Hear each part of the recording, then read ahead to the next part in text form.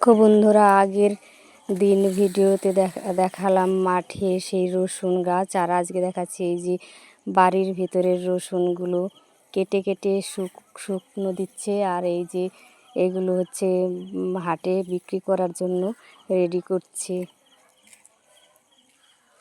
দেখো বন্ধুরা, আমাদের গ্রামে কত রসুন, আমাদের অবশ্য নেই, পাশের বাড়ির এই রসুনগুলো আমি ভিডিও করে তোমাদের দেখাচ্ছি। অনেক রসুন, অনেক, আরও মাঠে অনেক রসুন আছে।